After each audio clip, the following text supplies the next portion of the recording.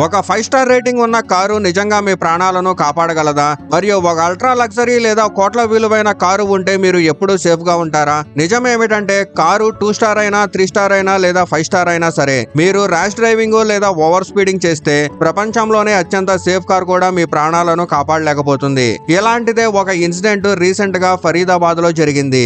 అక్కడ ఒక land rover defender over speed లో వెళ్లి ట్రక్ వెనక ఢీకొట్టింది. కారు పూర్తిగా నుజ్జు అయిపోయింది. డ్రైవర్ అక్కడికక్కడే ప్రాణాలు కోల్పోయాడు. సాధారణంగా 2 కార్లు ఒకదాంతో ఒకటి ఢీకొంటే దెబ్బ ఎక్కువగా కారు ముందు భాగం అంటే హుడ్ లేదా బంపర్ మీద పడుతుంది. కార్లు అలా డిజైన్ చేస్తారు. ముందు భాగం ఇంపాక్ట్ ని తీసుకొని లోపల ఉన్న ప్రయాణికుల్ని కాపాడేలా. కానీ ఒక కారు ట్రక్ వెనక ఢీకొంటే పరిస్థితి పూర్తిగా మారిపోతుంది. ట్రక్ వెనక భాగం ఎక్కువ ఎత్తులో ఉంటుంది. అందుకే కారు దాని కిందకి వెళ్లిపోతుంది. ఇలాంటి సందర్భాల్లో ఢీకొంటే ఎఫెక్ట్ డైరెక్ట్ గా విండ్ షీల్డ్ దగ్గర నుంచి మొదలయ్యి కారు లోపలికి దూసుకెళ్తుంది.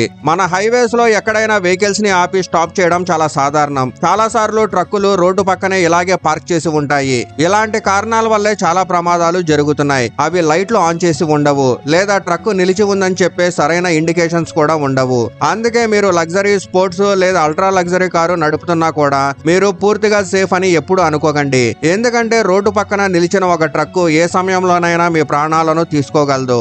అసలు సేఫ్టీ ఒక్కటే, అది రెస్పాన్సిబుల్ డ్రైవింగ్.